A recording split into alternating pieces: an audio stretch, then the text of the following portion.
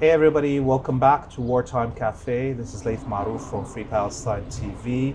We are in the south of Lebanon with a great background. Behind us is the Tuffah Iqlim al-Tuffah, the apple region as you would translate it into English. And we have a special guest with us, Courtney Bonneau. She's a photojournalist that works for Getty, Associated French Press, and Middle East Images. Courtney, thank you for being with us. Thank you for having me. We have a lot to talk about. First off, getting the audience to know you. Many people have looked at your images and your social media, so we'll take this chance to get to know you more. Okay. You are of Dutch background, but I understand that you didn't study journalism or photography. You were doing other things before that led you to eventually decide to go to this career path. Explain to us, how did this jump happen in your life? The jump happened when a relative of mine, she married somebody and she moved to Tel Aviv, actually. And she invited me. And I kept saying like, no, I can't. And then eventually I went in 2014.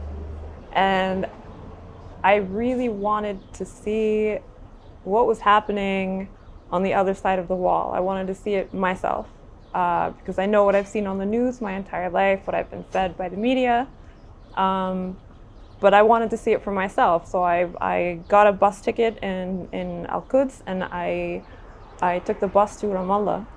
And as soon as I saw the wall, I knew it was 1 second. I knew that everything that I had seen on the news my entire life was not true. So your relative, was she married to somebody Israeli or Jewish? She was married to somebody Israeli. She's like a relative-in-law. She was my relative because I was married to her relative. And she moved over there. And it's funny because she was a human rights lawyer in the Netherlands. She was, she was strong. She's brilliant. Human rites for everybody except for Palestinians. She was a human rights lawyer. Well, that was not her attitude before she moved. So over the years, to watch someone like her with a background in human rights law, transform into a rabid Zionist was unbelievable. So you went to cross that apartheid wall, went into Ramallah, and you spent time there trying to discover the reality. Yeah, I just walked around. I took the day and I walked around and I had a really nice time, actually. And when you went back to meet your relative, how did this conversation go? She was like, oh my God, you're alive. And I was like, what do you mean I'm alive? Like, yeah, of course. I couldn't understand what she thought at that time was happening over there. She just seemed kind of surprised that nobody bothered me or did anything to me. But in my mind, it didn't make any sense what she was saying. And obviously she has never crossed that apartheid wall herself. No.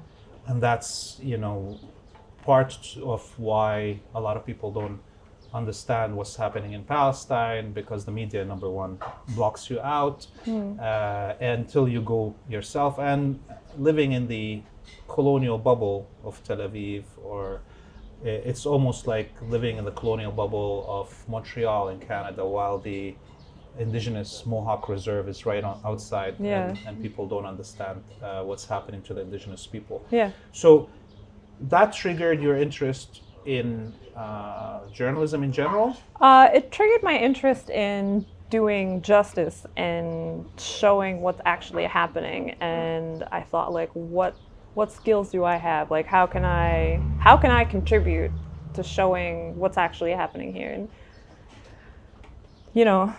photography is really the only creative skill, and creative writing as well.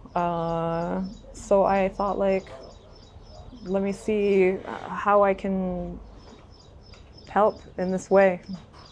And you spent some time after that, you decided to come back to Palestine and start being active Yeah, there? yeah. I went, I think, a couple of times, 2014, 2015. And then I met somebody over there in East Jerusalem. And it turned out that he works for the UN. He's Palestinian, and he works also for National Geographic. So I got talking with him, and I was like, what can I do? How can I help? He's like, let me think about it. And then he came to Utrecht to a conference like the following year. So he said, like, come down to the conference. So I went down and I met tons of people. And then I was finally able to get a connection, and I started volunteering for a Palestinian media outlet Which in one was it? 2017. It's called PNN, Okay, Palestine yes. News Network. Yeah. So that was how it started. And obviously that triggered your interest in the wider region Yeah. and how that fits in with the story of Palestine and imperialism, colonialism, war, and that sets you on a path of traveling in the region, Yeah. doing photography. So tell us about these trips that you made to, I think, Sudan, you said? No, Iran? Iran, Iraq, Palestine, And Lebanon. and Lebanon, of So course. you visited Iran. That must be a huge cultural shock, No. not because of the reality on the ground, but because of the propaganda that is out there. So describe your visit as a blonde white woman to Iran and how the reality that you found. How much of does it fit the actual propaganda that we see in the media? Well, which propaganda are you talking about? Like, You know, it's a the big, dangerous scary, like place. looming monster in the and region. women, freedom. Well, I mean, look, I was there during the revolution, and I can tell you unequivocally that the government was opening fire on unarmed protesters. I watched them do it. I photographed. But these things, two things can be true at once. What I can also tell you is that I've never had a hard time there, and I love Iran. And when I need a break from Lebanon, like a vacation, I go to Iran. I go 2 or 3 times a year. So I think people's perception of it is 100% wrong. It's 100% off. So obviously, police in the United States open fire on Yeah. unarmed Yes, civilians. they do. There is no perfect state, Right. And at the same time, as you can say that looking at how the Arab Autumn or Arab Spring was instigated by external forces or added on, it is very logical to understand how in Iran, while there is issues that need to be dealt with, the way that the demonstrations were inflamed with international coverage and aid, it had an aim that is not really about bringing freedoms to women, but actually to bring Iran to the umbrella of control of the West, just like has happened in Syria right now. Yes, yes. But at the same time, these demonstrations were taking place, and people were getting hurt, and people were being disappeared. I was there. I myself was tear gassed. But like you said, every country has its problems. There's no perfect state. But Iran is not the pariah in the region that the West wants people to believe. So, what else do you have as impressions about Iran? In what way? Things that you think Western audiences would be surprised to understand and see and hear about. Iran is beautiful. Iran is a country that is so big that it has like every landscape. It has everything that you could want, like if you're traveling for fun or whatever. It's beautiful. The food is incredible. The people are warm and generous, and I've never felt unsafe there. I can walk around at 2 or 3 o'clock in the morning by myself, and it's not a problem. Nobody has ever harassed me for being foreign. In fact, it's quite the opposite. Like, people are really interested to know, like, as a foreigner, like, what are you doing here? Like, do you like it here? Do you want to come to my house and eat? Like, it's great. It's really nice. It's kind of the opposite of Scandinavian cultures. Yeah, it is. If some of our viewers may remember the Sweden Gate a few years ago. Oh, I don't know anymore. You don't know about the Sweden Gate? Depends. Yeah, it was somebody posting online about their childhood growing up as a foreigner in Sweden, and how nobody ever invited them to have dinner in their house. True. Yeah. How when they were a child visiting, so having a sleepover, the family would leave them in bed and have breakfast without them. That I didn't hear about, but like it's much the same in the Netherlands. Like it's when it's dinner time, it's dinner time, and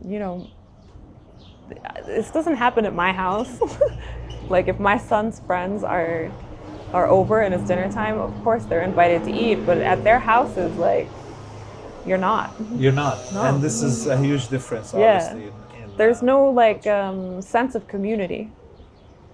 This is what I find in Iran also, and in Lebanon. There's a sense of community. People will help you. If you're in Iran, say somebody like attacks you on the street, whatever, like, people are going to intervene. Someone's going to help you. But in a lot of European countries, they won't. They might call the police, but they're probably just going to film you and keep walking. Well, I mean, I lived in Montreal for a really long time, and I remember, seeing people that are frozen to death, homeless people in the main street, St. Catharines in downtown Montreal, and people just skipping over them and walking away, not even calling ambulances or police. You did go to Iraq. Yeah. And was that during the time of the Daesh wave? It was post-war Iraq. So I was working photographing the mass graves of Mosul, and I was involved in an academic publication about the reconstruction of the city of Mosul.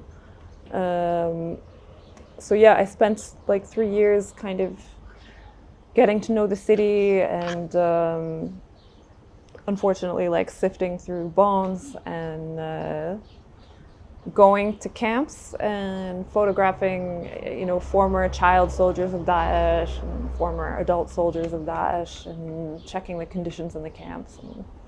So for the viewers that don't know, Mosul is in the north of Iraq. It's federal Iraq, yes. And it was the music culture hub of Iraq. It's very famous for its most famous son is Ziryab, who is the founder of musicology in general, and people should check him out. Yeah. Mosul the historical part of Mosul was totally destroyed. Yes, it was. How was your time there, looking at this destruction? It didn't really bother me. The destruction of the old city was widespread, and like, I had never seen anything like that before. And I thought that was the worst thing that I could ever see, until I came to the south, until the ceasefire started, and I went to Bint Jabal. I went to Maroun al-Ras, which is razed to the ground. I thought that Mosul, which was destroyed by a massive coalition offensive and Daesh, I thought that was the worst thing that I would ever see, but I was wrong. Wow. So before we jump into your coming to Lebanon and talk about this war, those two experiences in Iran and Iraq, as well as that experience in Palestine, you know, you could see the trajectory of your movement with the expanding wars of the West in the region. But you did skip from Syria, you didn't enter Syria, right? You didn't try to go to Syria. I went there once for like a vacation day. I saw Damascus and I thought, oh, this is pretty, and then I left, yeah. Well, Damascus hopefully will survive the new I don't think so. ISIS government. Look, as a Syrian... Listen, like, I've seen Jolani's handiwork in the mass graves of Mosul. I know what he's capable of. People don't realize he was an attaché to al-Baghdadi in 2013. He was part of Daesh at their inception. Like, he left before al-Baghdadi made the speech declaring the caliphate at the mosque there in Mosul. But by then he was with Al-Qaeda. But yeah. he is through and through a monster. He is a terrorist. And now the all Western establishment are shaking hands with this They're shaking hands with him. Let me tell you something. I spent so many years photographing former soldiers of Daesh and looking in their eyes.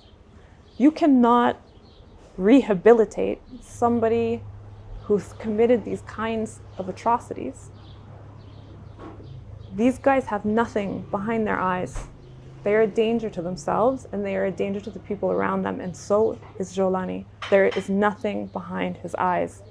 You can put a suit on him, but he's still a psychopath. Yeah, definitely. You can't rehabilitate a pedophile. Right. You can't rehabilitate a mass murderer. No. And definitely a genocider, as these Daesh death squads. Unfortunately, it seems that the Western capitals are bent on bringing to power these monsters. As we see, the monsters in the Zionist colony are the same brand as Daesh. Yeah. And this is the White House and the Congress in the United States all stands up full non-stop ovations to Netanyahu. They're cheering for money. Yep. Cheering for the buck. Yeah. And maybe if Jolani makes it to DC, he will also get that standing ovation. Can you imagine this guy? He had a $10 million bounty on his head just until a couple of months ago. And now what? Now they changed his name, and now maybe he'll go to the United States. Yep, and those killing fields and the mass abductions and rapes and forced marriages of women in Iraq and Syria, that was a big story during the Daesh time, is now being replayed out in Syria as we're speaking, and nobody cares. Nobody cares. The fate of Syrian women, the fate of Syrian archaeological sites and museums and culture seems like it's the last thing on the mind of anybody. Okay, so what made you come to Lebanon eventually? I did my first job here in 2017 with a German colleague. He was doing a job for Al Maqasid Hospital. They had requested like a charitable donation from a German organization. So he needed to come and like photograph the condition of the hospital, just like verify. And he's like, do you want to come? I said, yeah, okay, I'll go.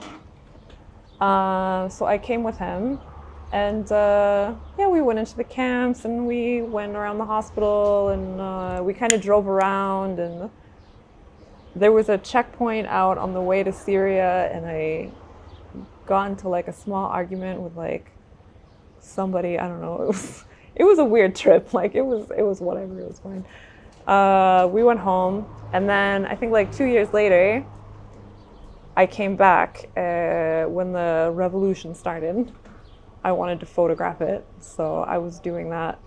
I was here for a few months, and then I left, and I was planning to come back, but then COVID hit, and I was stuck at home until 2021. But then I came back because the economic crisis had hit here, and I was doing some fundraising and bringing medicines, and I met a guy here who became my partner. So like he's actually the reason that I stayed, because I had a partner here. And you found yourself suddenly in the middle of a war?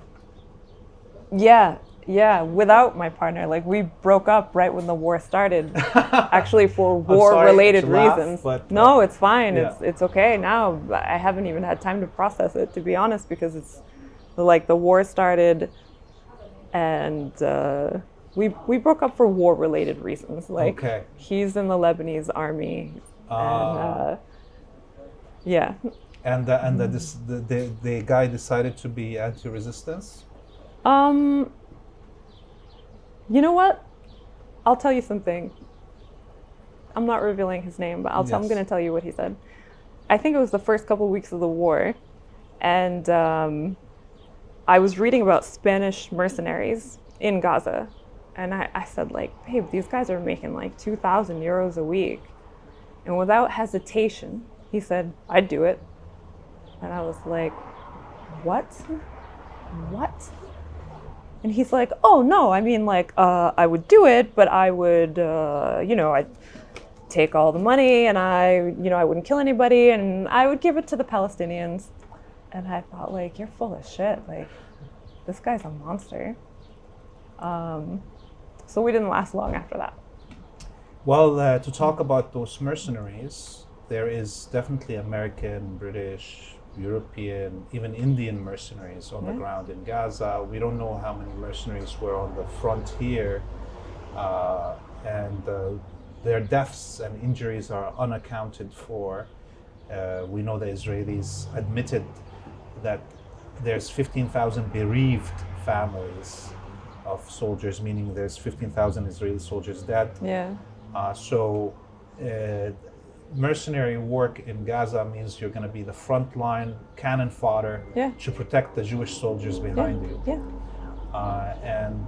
So maybe it is worth it, $2,000 to be cannon fodder for the Israelis. Some people seem to be okay with it. This guy's Lebanese. Haram. No.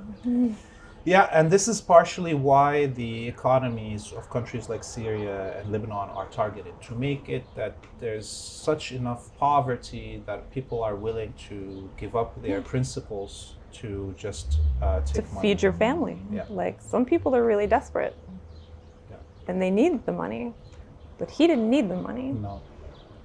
He's not a guy with a bunch of kids, so. Well, you dodged the bullet. It seems I dodged a cannon. You dodged the Lebanese cannon. Yeah. So the war started. You found yourself in the zone, and you decided, I'm gonna cover this war. Yeah. What was your first shoot during the war? My first shoot during the war, it was down here. It was, I think, October 13th or so. I went down to the wall, and they were bombing already, and I was just kind of like filming the smoke rising. There were some guys at the Hotait sign, which is where, like, when I would come down and I would sit with my friends, we would always sit at that Hotait sign and drink tea from the tea place across the road. So there were some guys there, and one of them was really proud, and he was like, would you take my picture in front of this burning? And I said, yeah, sure. So I took his portrait, and I drove from there all the way to Sur, and I did the same the following week. There was very little international journalists that were taking that risk of coming to the war front. Yeah. Many people were just reporting these journalists from Beirut. Yeah. If they were a little bit adventurous, they would end up in Sur and Tyre. Yeah. Yeah. But, you know, you were kind of an anomaly in that situation. Did you meet other journalists, international journalists on the ground, or was it mainly just Lebanese? Mainly just Lebanese. Like, when I lived during the war down here, Yes. It was mainly Lebanese. It was like Al-Manar, Al-Mayadin, Mohammed Farhat from Al Jadid, who had been bombed in Hasbaya. He also came to live with us at one point. Ali Murtada, of course, was there. TRT was there. That's like, I think, a Turkish channel. Yeah, yes. So they were there. Occasionally the Western journalists would come down, but it would be for a couple of hours or like a day, and then they would go. But I don't know what is the reason they didn't stay. You know, like, I'm not sure if they weren't allowed, or I have no idea. And most Western journalists, as we saw, their coverage of the genocide in Gaza and the war and destruction on Lebanon were all propaganda, giving justification to these war crimes of the West. I can't say it was all of it, because certainly I haven't seen all of it.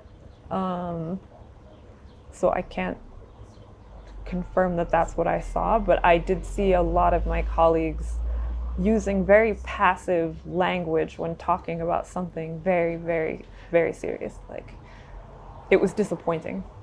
Did you ever interact with these journalists?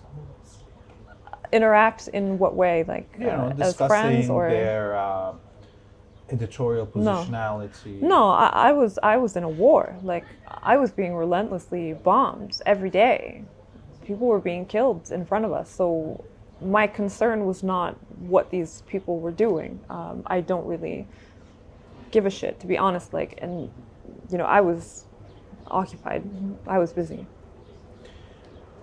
Yeah, the war lasted. Well, the attack 66 days, but the war was like a year and 3 months almost. It's still going on. It's still going on after the quote-unquote ceasefire that only the resistance is abiding by. Right. Your impressions during the war of the level of destruction. I know you said the level of destruction that you saw in the south shocked you even more than the destruction of Mosul in Iraq. But what do you see as unique in how the Israelis were targeting the south of Lebanon here? What I find unique is that a lot of the towns, like in Mosul, the towns was destroyed because of fighting. And what was happening in the south, and I know this because every single day of the ceasefire, me and Ali Azadin, my fixer, we would drive from town to town to town. We would get as close as we could. And we watched the Israelis rig homes with explosives and then detonate them. So what's unique is that the south was destroyed after the war, and they're still destroying it. They're still trying to make it unlivable by destroying modular homes. So that's, to me, is what is unique. The Israelis killed, murdered, martyred over 200, almost 20 Palestinian journalists in Gaza. They also targeted and murdered 4 journalists here in the south. 5? 7. 7 now? Yeah. They also targeted and murdered 7 journalists here in the south of Lebanon. And you were a target multiple times. Yes. Even our team here, me and Hadi, we were targeted a couple of times. Luckily, it seems to be not directly trying to kill us at that moment. How do you feel about your safety when you're doing all this work? Because most people, see us, see your final product. They don't understand how much effort was put into producing this one image, how much risk you put into getting it. Let's talk about that a little bit. Okay. Yeah, I guess, I don't know. Look, I have autism, right? So I calculate risk maybe in a different way. Like, I actually use math to calculate risk. And I see a lot of people around me being very scared and being anxious, and that's okay. Like, that's, I think, normal. but I don't feel that way. That doesn't happen for me. So I don't really feel like I'm taking a lot of risks. I feel like I'm extremely aware of the risk. But you're taking that decision. Yeah. You're saying, I'm going to take this risk because I want to do this work. I want to expose these crimes. I want to show this and expose these crimes at any cost, even if the cost is my safety. I guess what I'm trying to say is that I don't feel like it's a huge struggle or I'm putting in so much effort, and I don't feel that. I get in the car, I go, I take some pictures, and I leave. Maybe they shoot at me, maybe they don't. But it doesn't cause me a lot of stress, and I don't feel that it's a big struggle. But like I said, I have a neurodivergence, so I'm sure it's different for other people. You know, the journalism as a profession attracts certain kind of people, those who have a principle and they want to deliver on it, and then there's those who want a platform to glorify themselves and become celebrities in a way. Mm-hmm. So your impressions about the journalism haggle that you usually find on these front lines? Yeah, I find it, like, I'm new to journalism. Like I said, I was working on academic publications before. I'm actually working on an academic publication now. I'm doing field work for it. I find there's a lot of narcissism in journalism, and I find it like scary, but I also don't understand it. Even for me to do a show like this, I hesitate because I don't want the story to be about me. Like, I'm not the story. The community is the story, and what's happening here and the war crimes that are being committed and the people who are being killed every day, they are the story. So yeah, like, I hesitated even to do this. But yeah, I think it has been disappointing, and even some people that I thought were genuine, you know, they're out there taking selfies at bomb sites, or, you know, I just find that really discouraging for humanity, actually. You know, usually it's terrifying. Usually a foreign journalist, woman, good looking, would be right now, if she was on the front line like you with those descriptions, on the front lines, would be right now a top celebrity.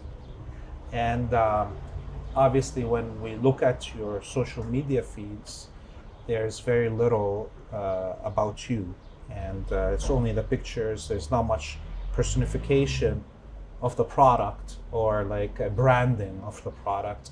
And this is, in a way, why we needed to introduce you to the audience, because your work is principled. You're doing the work, as you said, about the work, about the subjects, not about you. And I think the audience is going to love to hear all this background about you. I remember seeing you many times on the front line, and I've seen how the other haggle of journalists participate. There was a moment that we were in the last speech by Sayyid Hassan Nasrallah in the Dahiya, and I personally have never seen such animalistic behavior, wild behavior. Explain to the audience what happened when people were trying to just get close to the stage. People were trying to get close to the stage, and like, you know, we're journalists, we should have ethics and we should have consideration for the people around us. But I saw that kind of, when the war started, I started seeing people's personalities, and I saw that kind of, that people's masks come off, so to speak. And some guy, a Lebanese journalist actually, he, like, I was standing on a chair, and I had been there because, look, I'm Dutch. I arrive everywhere. I'm Dutch and I'm autistic. So like, if I get somewhere, I'm arriving early. Like today, I'm an hour early because I want to be on time and I want to have my place. So I always arrive early and I had my place. And this fucking guy took my chair. He took my chair and I was yelling at him. And he was like, you can stand out with me. And I like went insane. I was going to hit him. And so then I felt like, oh, now I'm becoming this kind of shitty person. So I didn't hit him. But I did go over to one of the security guys who knows me. And I was like, hey, this guy stole my chair. And he was like, get off her chair. And like, it was resolved. But like, this is the worst that I've seen. It was I think it was Ibrahim Akil's funeral. Sheikh Naim Qasim was giving a speech. And there was a foreign journalist there. And they had us in a very small press pit. But it's okay. I was there early.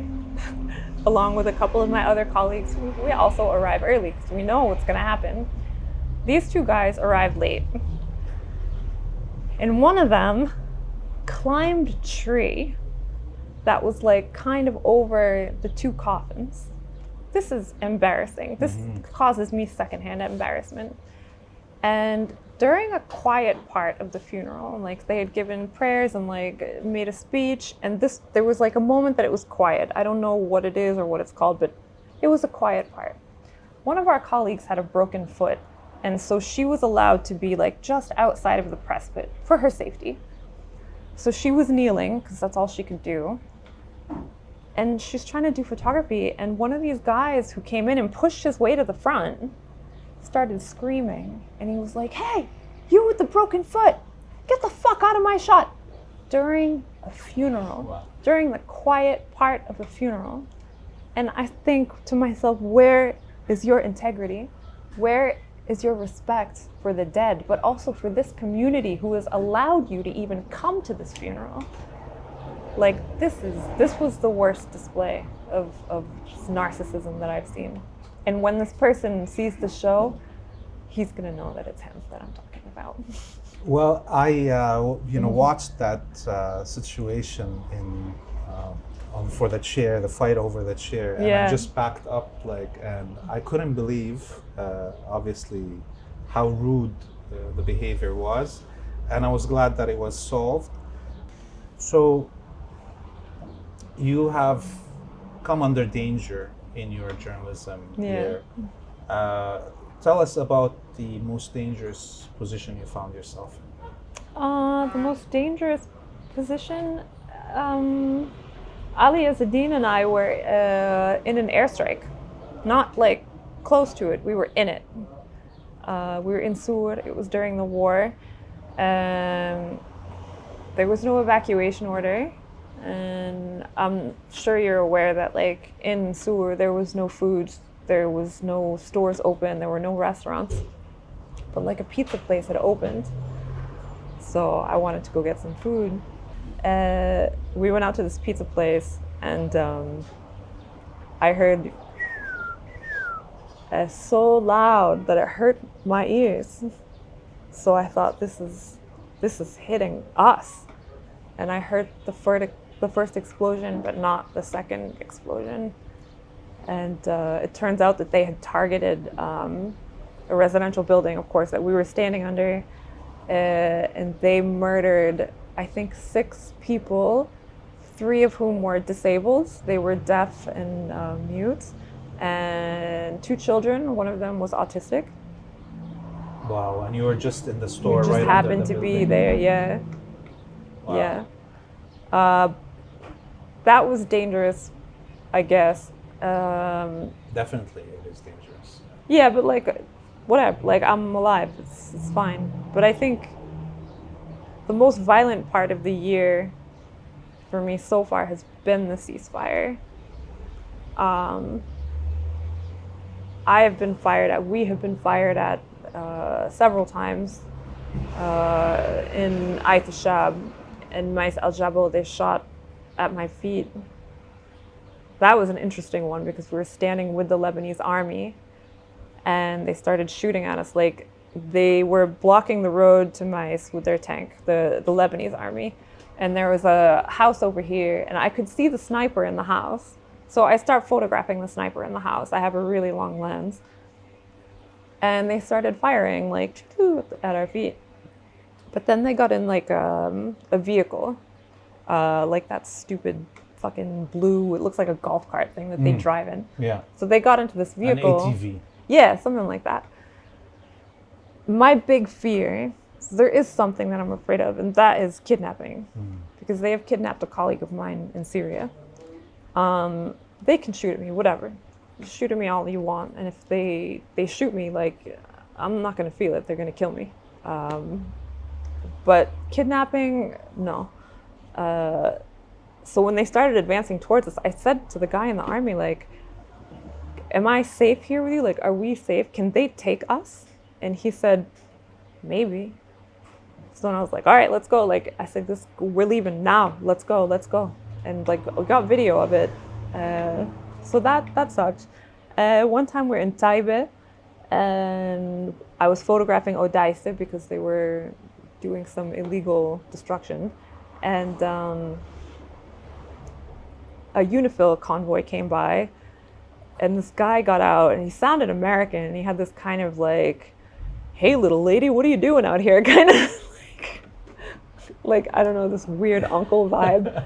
And I was like, I'm good. Like he's like, it's dangerous. And I was like, yeah, no shit. Like I'm good, thank you. I'm a war correspondent. Yeah, like please. And he's like, you're not wearing a vest or a helmet. And I was like, could you, like, please, I'm working. Like, excuse me. And I left, and he left. And then like 20 minutes later, I was standing with him, and there was a local resident with us, and someone from the Lebanese army came down to where we were to retrieve us because the IDF had called UNIFIL and said that if I didn't vacate the area where I was, they were going to shoot me. Wow. So UNIFIL coordinated with the Lebanese army. So the IDF threatened me directly. So I just like took another road. Like I kept filming the same scene, but just from another area. Of course, I was shot at in Hula like a week ago or something. And you were with the UNIFIL again that time, or beside them and beside their I was beside base? the Lebanese army. Okay. So the illegal outpost, the illegal Israeli outpost in Hula is next to UNIFIL, and the Lebanese army coordinated with UNIFIL that day to make sure that I could do photography, because there are many layers, as you know, of permissions that you have to obtain. And there's now a new rule where you need to coordinate with the local muhabarat before you take pictures. So you need the army permission. You need, of course, Hezbollah permission. And now you need the muhabarat permission. And muhabarat is intelligence. Intelligence, yes. Yeah. So now they went a step further and even coordinated with UNIFIL. The Lebanese army guys at the site did everything that they were supposed to do. And the soldiers came out and started firing anyway. Yeah. Well, the dangers for critical journalists that are critical of the Zionist colony and the Western government's support for the genocide and this colony is beyond just the threat on the land, on the field, in the front lines. Now we see what is happening to journalists in Europe and North America. Yeah. Mm-hmm. You have Richard Medhurst being nabbed in Austria and the UK. You have all these other journalists in the UK and others and others and others. So how do you see the situation of press freedoms in the West, and how is it playing out with this war? I feel like everyone can see, and maybe they're in denial, that press freedoms, but not just press freedoms, everyone's freedoms are deteriorating right now. A lot of Western countries are turning towards fascism and authoritarianism. And I think the world is headed into a very dark period. And I worry a lot about this.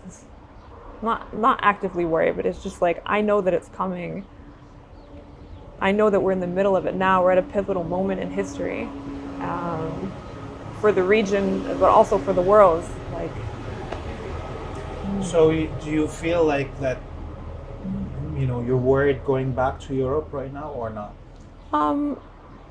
Not particularly. And like I said, I don't have these same kinds of feelings. Like, do I actively worry about most things? No. Like, I'd worry about something like, mushrooms being in my food or like whatever, but not being arrested or being shot.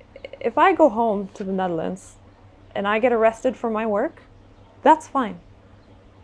Let them arrest me. Even if I've broken some kind of laws here, I don't care. What we're doing here is right. It's the correct thing to do. And I will protect the resistance with everything, with my career, with everything. I will protect them at all costs because they're doing what is right. They are actively, not now because it's a ceasefire, but during the war, they were doing the same as Yemen. They were actively intervening in an ongoing genocide. And this is not only their right, it is their duty under the Geneva Convention. It's my duty, it's your duty, it's everyone's duty to intervene when there is a genocide happening. So they are on the right side, and I will do what's right, even if they're going to arrest me for it, even if I'm going to get shot for it. I don't care, because the work is out there, my images are out there. My academic publication about what is happening here is almost finished. So if I die tomorrow, that's okay, because that book is going to be published and it's going to be available at every university in the world. It's going to be available on open source and people can understand what is happening here. Well, you definitely represent the true profession of journalism, which is supposed to be the surrogate of the audience that can't make it out in the field, to bring them the truth, to tell them the truth, not to give them fake news and or confuse them so much that they can't ascertain the truth themselves. Yeah. And we thank you very much, Courtney, for all your efforts and all the time that you've spent with our people here in the region, bringing out all those images to the rest of the world. We wish you best of luck on your academic career and work, and hope for your safety and your ability to travel around the world and to be, what do you call it, the word? To be acknowledged. To be acknowledged for the work that you're going to cut. I don't need here, acknowledgement. Okay? I'm not doing this for acknowledgement. Yes, but it's always important, no matter how much we have as no ego when we're doing this work. It is still important as we commemorate our warriors, our martyrs. We have to always commemorate and give due to those who put effort into it. There's very little of us on this planet in humanity that take these positions and take the risk. Thank you very much, Courtney Bonneau, for your time, and we hope to go out in the field with you to record from all these stories that you described to us of the time that you spent here in Lebanon. Thank you for having me. Well, this was another episode of Wartime Cafe. You're still watching Free Palestine TV, Laith Marouf with you. Press the subscribe button on whatever social media platform you're watching this on, and go to our website freepalestine.video to donate so we can continue bringing you this great content. And until we meet next time, I bid you all a free Palestine.